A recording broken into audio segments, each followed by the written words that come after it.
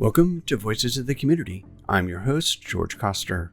Welcome to part 2 of Where Art Meets Impact's highlight show, featuring insights from panelists at the 2024 Arts and Culture Summit, a collaboration between California for the Arts and BAVC Media.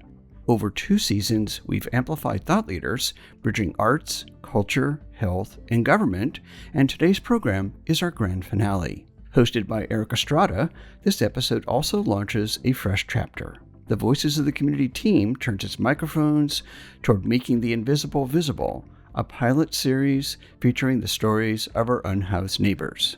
In the interim, we'll rotate earlier episodes and archive gems to keep you inspired during this exciting period of creative transition. Join our host, George Koster, and our Summit roaming reporter, Eduardo Robles, as we highlight the voices of panelists and attendees that discussed how artwork is real work and how arts organizations are rebuilding communities through the arts. Okay, so this is the arts economy, what just happened with the Swifties and with the Beyonce concerts and all of that. We're looking at Olympic-sized economic impact in these communities. So anybody that tells you, like, oh, why is the arts on the table? Then that's how they'll talk, I promise. So this slide really basically tells it all in an economic development context. Like some of your stuff that you do might say, oh, I don't see myself up there. But this is how you speak to economic developers right here. Mona Lisa. How many visitors go and see the Mona Lisa every year? Anybody know? 4 million, a little higher? Yes, Deja. How much? 10 million. Who said it? Right there. You're right. 10 million. That's the power of one painting. Now I'm an economic developer, so my brain just goes like, ooh, okay, how many dinners was that? Okay, how many Uber drives was that? How many, all these different multiplier effects. That's how we start to look at the economy, and that's how you all have to be looking at, the impacts of the things that you're doing, the artists that you're bringing in. So I'm not going to go too much to Cheech. Just shout out to Cheech. I'm Chicana. To have the Cheech to be in the opening gala when all that was going down, our art wasn't even looked at as art. We weren't allowed to be in museums. So to have our own museum, if you hear us bragging about this is a big deal for us. How many of you have been to the Cheech? Yes, if you haven't, plan a trip, come down, spend some of your economic development dollars in the Inland Empire. Hey. But really because those elements were embedded, and we also were identified in some strategies, that created the basis, an accountability document, a basis for further action, further investment, further commitments. And the land use plan, now most people's general plans are already adopted and they're happening and they go out to 2040. But there are amendments. It is a living document. But that kind of change requires political will. It requires leadership. It requires continued conversation.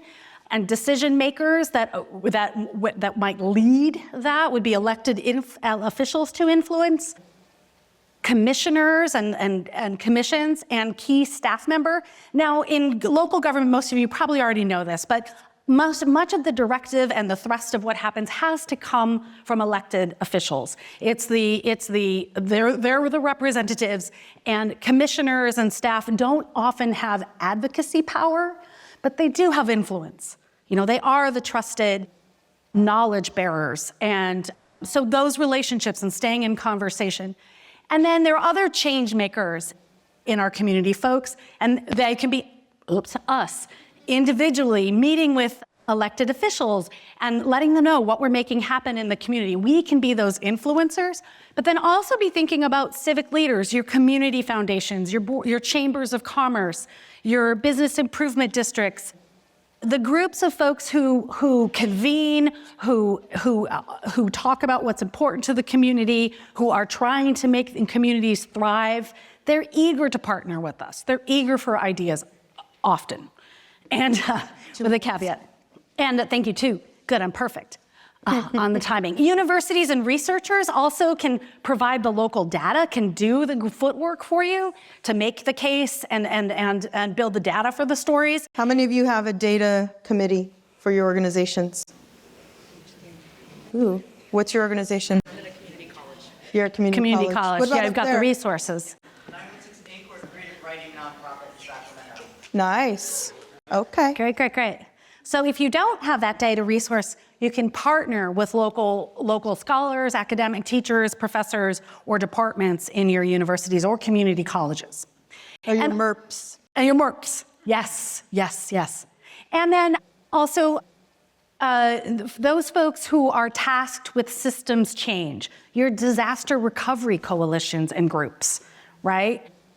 Folks that are trying to any of the relationships that were built for the census outreach, that California worked really hard bringing all kinds of diverse people together to make sure folks were counted. If you want to get involved in and partner in terms of engagement in this year's election, those are great people to build relationships with in terms of getting the vote out, supporting their efforts to bring people to the table. Those are great partnerships because those are the people that are meeting and continuing to talk about how do we build those partnerships. All right. Hi, my name is Eduardo Robles with Californians for the Arts and Voices of the Community here at the second annual California Arts and Culture Summit in Sacramento, California. I'm here with Josiah Bruny, our facilitator or our panelist for the Arts and Youth panel. So, there's been a lot of harm to communities and coming out of this pandemic of isolation, and we heard some talk on arts and health and the damage is done to kids, in their academic performance, and literacy. And so there is probably, some data there, for some, intervention, support, policies, etc. How are we addressing that urgency? Is it being addressed for youth? Like we mentioned a little bit on the intergenerational leadership. Are leaders stepping up to, support youth in that way? Sadly, I haven't seen too many examples that we can follow for that youth development. I mean, you have youth programming again, but mainly it's cookie cutter. It's not giving the students the power to be decision makers at the table and also to be inclusive in this economic development that we're talking about. And so that's where we're changing that narrative, right? We know our data, we know our narrative, and now we know the action. And our action is to get more youth engaged in those talking tables. And so we need to start and just meet them where they are, get them civically engaged, get them prepared, teach them advocacy, teach them how to go out and speak for themselves. But most importantly, we got to stop acting like it's just cute what they're talking about and truly listen to the youth. There's some dynamic children out here and young adults that are making some powerful movements, but they just need leaders like ourselves to come and listen to them and then give them the tools to make that change happen within their community. And that's, again, what we're doing through our State of the Youth program.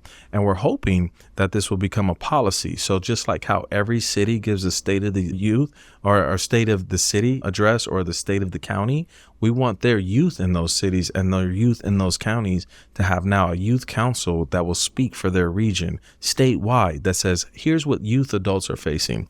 Because what I've seen is for politicians, I get it, right? Who's voting for me? That's all they're thinking about. I need a vote. And these young kids, they don't really count as a vote for them. And so we need to change that and let them know that these are the future voters for you. And these are the ones that are going to set the tempo in the future for all of us. Hopefully they'll keep Social Security, healthcare, things like that rolling, and we don't drop the ball. Yeah. So the artworks to empower youth, the artworks. Thank you so much for offering us, some of your insight into the panel and some of your programs and, all of the good work that you're doing. Thank you for spending some time with us. Thank you. So we're here at the California Arts and Culture Summit, and I have with me Danielle Brazell, Executive Director of the CAC. Gloriele Garcia, the Operations Manager for CAC. Yep, we're here at the summit for Artwork is Real Work. What has been the highlight of the day for you? Well, I will tell you the highlight of the day has been the incredible panels and really being able to hang out and be with my colleagues and learn from my colleagues from across the state. Networking, getting to know another aspect that I'm usually not used to seeing, and learning from all of you. And, it looks like we're a movement, right? Like there's just so many conversations that, art and culture is, advancing. What is the future looking like? So seeing the movement at this stage, some of us have been at it a really long time. And what I'm seeing is that the momentum continues to increase and the advancements are actually happening. First of all, the strategic plan that was unveiled today for Californians for the Arts was absolutely amazing. And to see how far we've come and yet how far we are to go. Where do you see yourself in this movement, or where are you in the movement? Where in the movement, I gotta say I'm more, because I'm operations, more budget focused, very strategic in that realm. So I am, I'm embracing the art creativity, and I want to expand that a little bit more in knowledge. And so, yeah.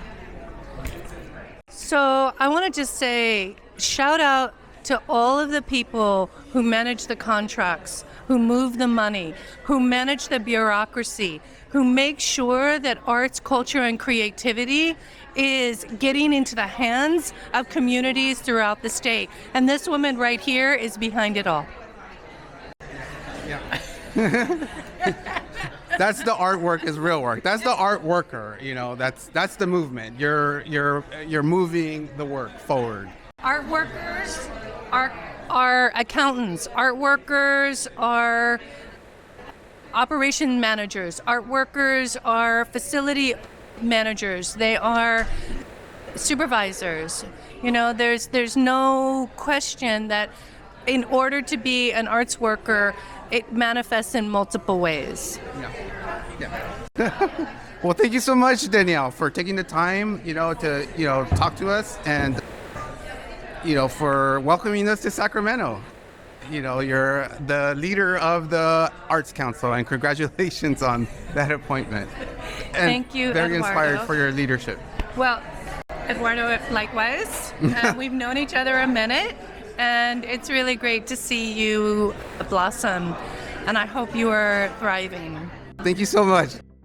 We're halfway through our powerful conversation at the 2024 California Arts and Culture Summit. You've heard from the voices of Jackie Melendez, Assistant City Manager for the City of Chino, Tracy Hudak, Director of Field Engagement for California for the Arts, Josiah Bruny, CEO of Music Changing Lives, and summit attendees Danielle Brazell and Gloriele Garcia from the California Arts Council. Thank you to our incredible sponsors and donors like you for supporting Voices of the Community. Stay with us, more highlights ahead.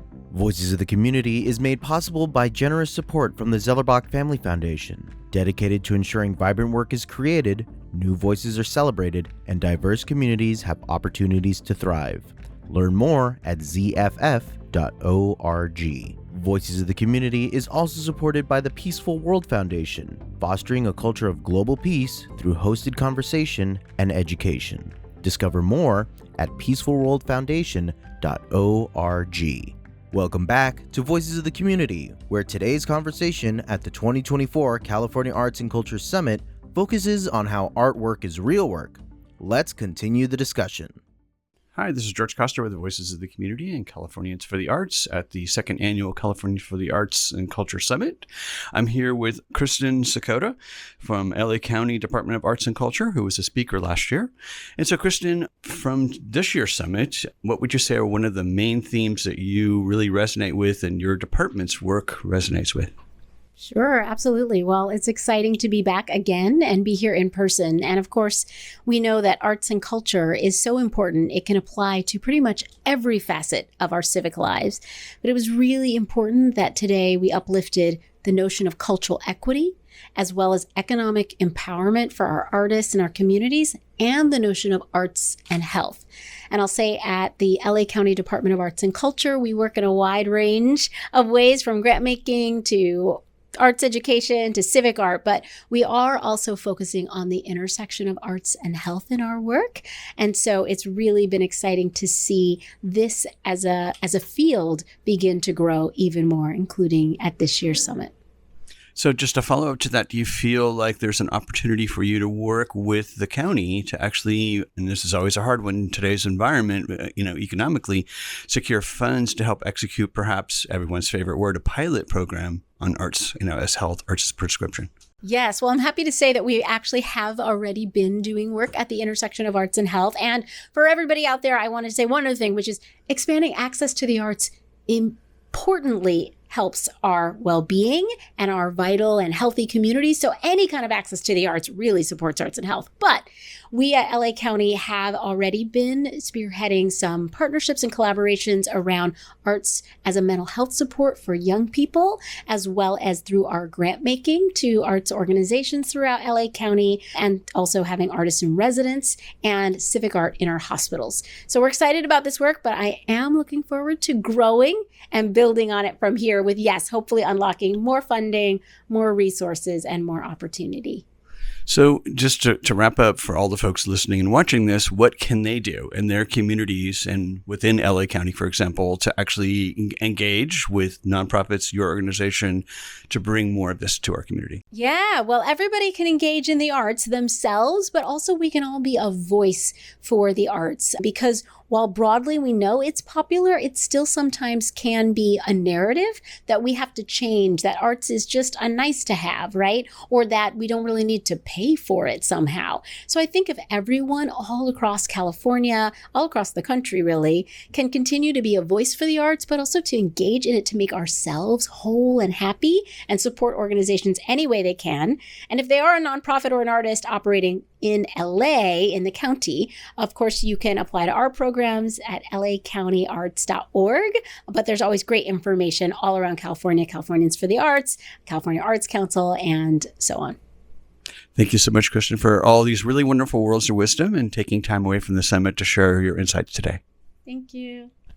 Hi, Eduardo Robles with Californians for the Arts and Voices of the Community here at the second annual California Arts and Culture Summit in Sacramento, California. I'm here with Jennifer Lane, our board member. Hi. Jennifer. Hi. So Jennifer is leading a panel, Policy Wins, Updates and Visions for the Future. You got it. What are some of these wins, or, speak a little bit more on the work that you're advancing? Sure. So one I can speak really in more detail about is the California Creative Corps program, in part because it's one that I'm closely involved in on the Central Coast. So this was one-time funding kind of coming out of COVID, relief funding to really put artists in service, working closely with government agencies and community-based organizations to address really nutty community challenges around public health, civic engagement, social justice, and climate impact. So one of the panelists this afternoon will be from the Kern Dance Alliance that is working on a Creative Corps program there. I want to say there's around 14 to 20 Creative Corps programs happening throughout the state, but we're really towards the end of this program. It was a policy win because we were able to get arts funding out into the field and then really try to pilot these examples of artists working closely inside government and community-based organizations. So how are artists great second responders? How are they trusted messengers in their community? How can they help address all these challenges at the local level? Where we're at is, this funding's set to expire. We'll be gathering all this data here on the Central Coast. We'll be producing a case study on the work that we've been doing because we want to continue to advocate for this funding. We know that the state is facing a major budget crisis that probably lasts longer than a year, unfortunately. But once we're in a bit of a better situation, we want to make sure that the state reinvests in these programs. So reinvest in the Creative Corps, reinvest in cultural districts, and in creative youth development. Creative youth development, of course, supports that pipeline of young artists and creatives so that we continue to build California's future creative workforce. Thank you so much. So what are your visions for the future? I mean, we saw, some of those wins and, Creative Corps about to expire. How are we kind of like mobilizing, to prove, the value of art workers to invest more? Are there emerging opportunities? How do we tap into those opportunities? Yeah, I mean, I think despite the challenges and the funding ups and downs that we all deal with, we're gradually making change. We just have to keep, advocating, keep fighting. Every day we're taking a step forward in the right direction. What I would like to see, and I think this is something that we've really learned from the Creative Corps, is wow, an artist with a full-time salary and benefits. It's magic, and the thing is, it shouldn't be magic. Artists are entitled, just like every other worker, to a livable, predictable, sustainable wage with healthcare benefits, with retirement, so they can live and thrive in California. That's what I would like to see, and I think everybody here wants to see that. Moreover, we want to see it in the schools. We want to see it in public spaces and in our communities. These are, things that we value. We value beauty. We value connection and belonging, and this is what we can do as artists. Thank you so much, Jennifer, for taking the time to talk, and delighted for your panel. Yeah. Thank you. Okay. I'm going to get to this. So later on, Carts for the Arts. We realized that vape cartridges were being thrown away. They're being marketed as disposable. You can't dispose these vape cartridges. You throw them in the trash, they explode. Yeah. They're connected, so they've got lithium ion batteries. So if you put it in e-waste, you can't put it in e-waste because it's got the cannabis oil on it. And you can't take it to the cannabis waste because it's got the lithium ion battery on it. And so you really literally can only hold on to it. And this was a big problem. So we created, I'm going to get to all of you. We created an art exhibit that was made out of cartridges. And we created an arts panel that went with it. And that was a panel with manufacturers, and that was a panel with policy advisory people. And we got together, and it got national news. But what was more important is, after that exhibit finished, that group continued to meet. They became a working group, and eventually they were able to pass legislation that eliminated them being able to market that as disposable and force the marketers, the distributors, and the producers to change their design. So, thank you. Art, we can make huge differences, and that's where I'm getting at. Hey, we're coming at you live at the California Arts and Culture Summit. I'm here with Meghna Bhat.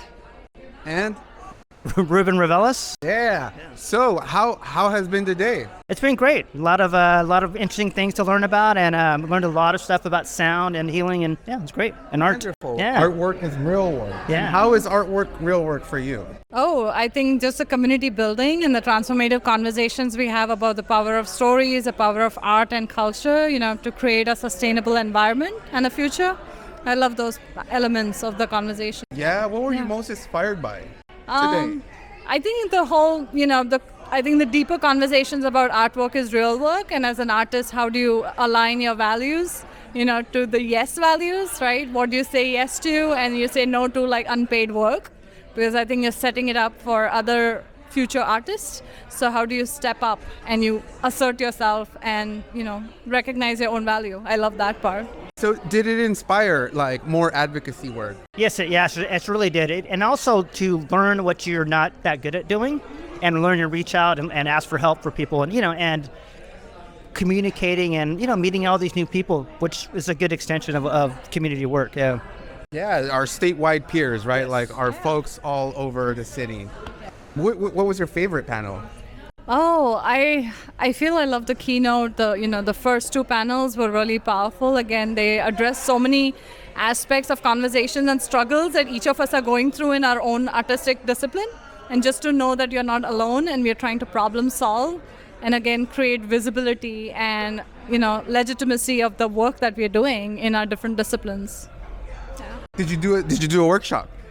Yes. It was great. Yeah. It was more of the art and healing and music and sound. Whoa. So it was really good. Yeah. Because being a former musician, I can relate to what they were talking about. So in art and healing through music, and that was great. Wonderful. So can you tell us a little bit about the organization or the artist? Yeah, sure. I'm a Chicanx features artist.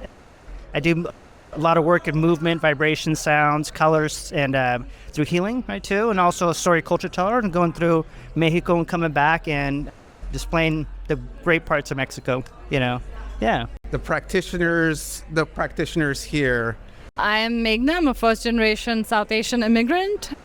And I created Gulabi Stories, a South Asian storytelling initiative about healing. And I am a storyteller by artist, so I share stories on stage. I facilitate storytelling workshops for immigrant and refugee communities, and I love what I do. Great. There it is. Artwork is culture work. Artwork is here at the California Arts and Culture Summit. Thank you for joining us. Yeah, thank you very much. Thank you for this opportunity. Hi, we're here at the California Arts and Culture Summit, and here I am with Alex. Alex Gallardo with the Arts Council of Kern. Alex, what brings wonder? How is artwork real work or cultural work or economic work? I'll go with the first question you asked was, how do you nourish wonder? I think it's an opportunity. Give the opportunity to people who want to grow and are wondering. So just giving out that opportunity and being a part of it and helping them out, I think that's a good way to nourish it. Yeah, what did you like today? Whole experience. I was here last year. I liked it last year. This year was also really good. A lot of good topics to talk about.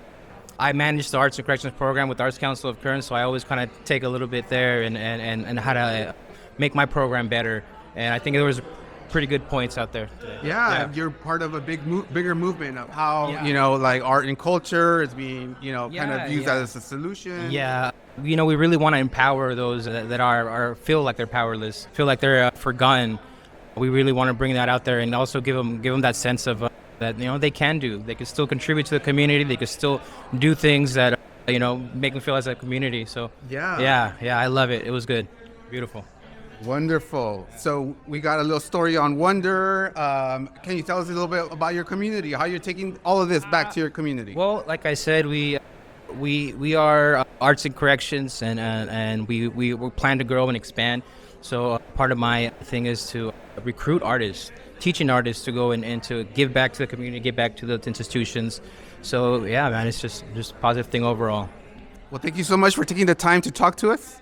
That concludes part 2 of our highlight episode of season 2 of Where Arts Meets Impact in partnership with California for the Arts. A special thanks to our summit attendees and our guests, Jackie Melendez, Tracy Hudak, Josiah Bruny, Kristen Sakoda, Jennifer Laine, and Shira Lane for their insights on arts advocacy. Visit voicesofthecommunity.com and go to season 2 of Where Arts Meets Impact and explore more about our guests and see their work and take action in your community to support the arts. While you're on our website, we invite you to visit and stay tuned for our next series, Making the Invisible Visible, as we amplify the voices of our unhoused neighbors and the people and organizations that support them. Today's episode was made possible through our co-production partnership with California for the Arts at their annual California Arts and Culture Summit. Special thanks to our technical crew, audio and video wizard Eric Estrada, and our co-production partner, BAVC Media,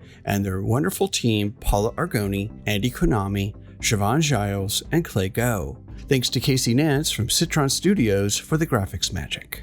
A special thanks to our broadcast partners who help share these important conversations: KSFP LPFM in San Francisco, KPCA LPFM in Petaluma, Petaluma Community Public Access TV, BAVC Media's SF Commons, and PEG Media's Public Access TV Exchange. Thank you for your commitment to amplifying diverse voices and perspectives. Please support these partners and our mission by tuning in and spreading the word. Voices of the Community is made possible by generous support from the Zellerbach Family Foundation, dedicated to ensuring vibrant work is created, new voices celebrated, and diverse communities have opportunities to thrive. Learn more at zff.org. Voices of the Community is also supported by the Peaceful World Foundation, fostering a culture of global peace through hosted conversations and education. Discover more at peacefulworldfoundation.org. And we'd love your support to continue to make shows just like this one. Go to voicesofthecommunity.com and click on the donate button to help us continue to bring you unique voices from our community. Take Voices of the Community with you on the go. Subscribe on Apple Podcasts, Spotify, or your favorite podcast app. Enjoying the show? Please rate and review us on your favorite app. It helps more people discover these important stories.